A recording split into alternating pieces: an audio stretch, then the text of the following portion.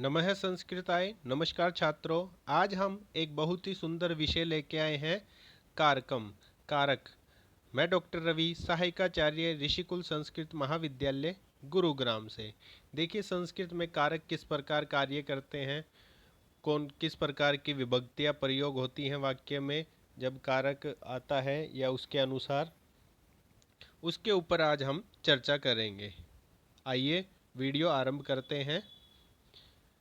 उपपद विभक्ति द्वितीया, आज हम बस यही समझेंगे।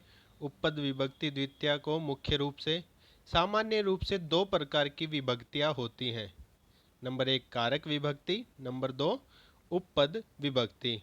देखिए, कारक विभक्ति और उपपद विभक्ति ये दो बहुत ही महत्वपूर्ण होते हैं जब वाक्य निर्माण इत्यादि संस्कृत में किया जाता है, तो इन पर ही आज हम चर्चा करेंगे। सबसे पहले जानते हैं कारक विभक्ति क्या होती है। कारक विभक्ति कारकों के लक्षण के आधार पर, अर्थात कारक की परिभाषा के आधार पर जहां पर विभक्तियां आती हैं उसे कारक विभक्ति कहते हैं। देखिए, जहां कारक का चिन्ह हमें दिख रहा है, फिर उसके अनुसार हम विभक्ति का प्रयोग करते हैं, वहां कारक विभक्ति होती है। जैसे कि कर्म कारक की परिभाषा कर्तृप्तितम कर्म है, अर्थात कर्ता क्रिया के द्वारा जिसे सबसे अधिक चाहता है उसे कर्म कहते हैं, कर्म कारक कहते हैं। इस परिभाषा के आधार पर जब कर्म कारक में द्वितीय विभक्ति का प्रयोग होता है तब वह विभक्ति कारक विभक्ति कहलाती है, क्योंकि यहाँ जो विभक्ति आ रही है वह कारक के कारण से आ रही है। उदाहरण देख लेते हैं। विनीतः पुस्तकम पठति। यहाँ इस वाक्य में विनीतः में कर्ता कारक के कारण प्रथमा विभक्ति और पुस्तकम में कर्म कारक के कारण द्वितीय विभक्ति हुई है। दोनों विभक्तियाँ कारक विभक्तियाँ कहलाएंगी। देखिए, वाक्य था विनीतः पुस्तकम पठति, तो विनीतः में प्रथमा विभक्ति आई है, पुस्तकम में द्वितीय विभक्ति आई है, तो ये कारक विभक्ति होने के कारण ही यहाँ इनका प्रयोग हुआ है। अब जान लेते हैं उपपद विभक्ति। उप अर्थात समीप तथा पद का अर्थ किसी शब्द विशेष से है। जिन वाक्यों में हमें कर्म की परिभाषा देखने को नहीं मिलती तथा किसी विशेष शब्द, धातु, अव्यय, उपसर्ग आदि के कारण द्वितीया आदि विभक्तियां हो जाती हैं, ऐसी विभक्तियां उपपद विभक्तियां कही जाती हैं। देखिए, जब वाक्य निर्माण संस्कृत में किया जाता है तो कारक चिन्ह के अनुसार विभक्ति न लगकर उसमें प्रयोग होने वाले वाक्य में धातु आ जाने से, अव्यय आ जाने से, उपसर्ग आ जाने से, उनके अनुसार जब विभक्ति का प्रयोग होता है तो वो उपपद विभक्ति कहलाती है। उदाहरण देख लेते हैं। यथा नगरम उभयते वनम अस्ति। इस वाक्य में नगरम में जो द्वितीया हुई है वह कारक के कारण से नहीं, अर्थात यहाँ पर कर्म कारक की परिभाषा लागू नहीं होती और न ही कर्मणि द्वितीया से यहाँ द्वितीया हुई है, अपितु उभयते इस विशेष पद के कारण नगरम में द्वितीया हुई है, अतः इसे उपपद विभक्ति कहते हैं। इस वाक्य में जो नगरम में द्वितीया हुई है वो उभयते शब्द आ जाने के कारण हुई है, तो इस प्रकार हम उपपद विभक्ति को समझ सकते हैं। कुछ और उदाहरण देख लेते हैं। अव्ययों के योग से द्वितीया, जैसे अभितः, अभितः सामने, परितः चारों तरफ, समया पास, निक्सा पास, हा खेद, प्रति के और, उभयतः दोनों ओर, सर्वत्र सब ओर या हर जगह, धिक धिक्कार, ऊपरी ऊपर, अधः नीचे, विना बिना, अंतरा बिना, अंतरेण विना के योग में द्वितीय विभक्ति का प्रयोग होता है। कुछ वाक्य देख लेते हैं। ग्रामम अभितः वृक्षाः सन्ति। देखिए अभिता आने के कारण यहाँ द्वितीय विभक्ति हो गई है। नगरम परितः मार्गा सन्ति, नगर के चारों तरफ मार्ग है, यहाँ भी द्वितीय हो गई।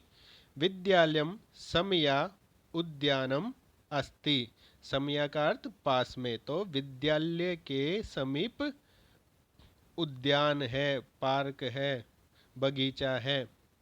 तो देखिए विद्यालय के समीप, तो यहाँ पर के आने के कारण यहाँ कौन सी विभक्ति होनी चाहिए थी?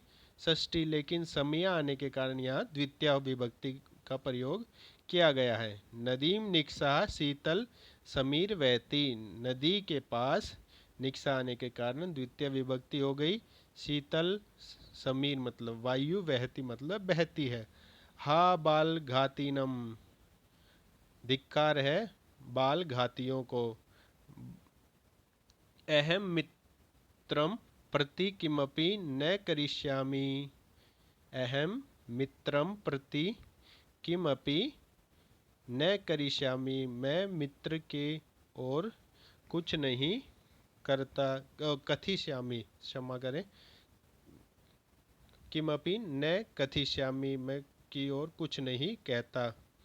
मार्गम उभयते वृक्षः सन्ति, मार्ग के दोनों तरफ, उभयते दोनों तरफ, वृक्षः पेड़ है, बहुवचन है तो बहुत सारे पेड़ हैं।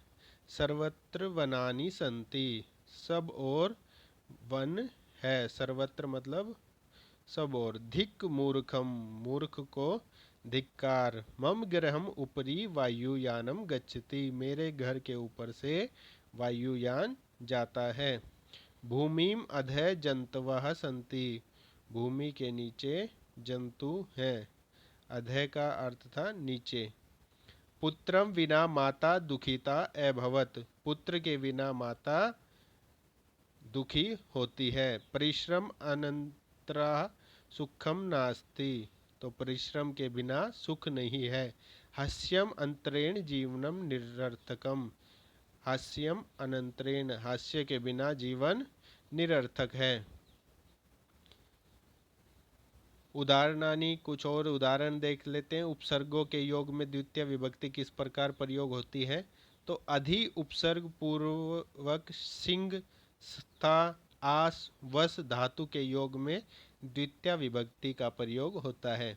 देखिए अधि उपसर्ग रहेगा, उसके बाद सिंह, स्था, आस, वस, इनमें से कोई धातु होगी तो द्वितीय विभक्ति का प्रयोग होगा। जैसे राजकुमारा पर्यंककम अधिसेते, देखिए अधि और यहाँ सिंह धातु होने के कारण सेते हो गया।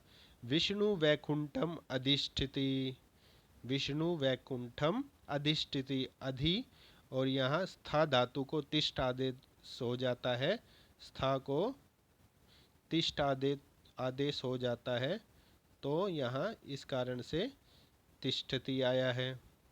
प्राचार्य उच्चासनम अधिस्याते, तो अधिस्याते यहाँ पे ये अधि उपसर्ग होने के कारण द्वितीय विभक्ति हुई है। मुनिवनम अधिवसति, मुनिवनम अधिवसति, वस धातु आ गई है और अधि उपसर्ग होने के कारण यहाँ उपपद विभक्ति के योग में यहाँ द्वितीय विभक्ति का प्रयोग हुआ है। आगे आपका धन्यवाद।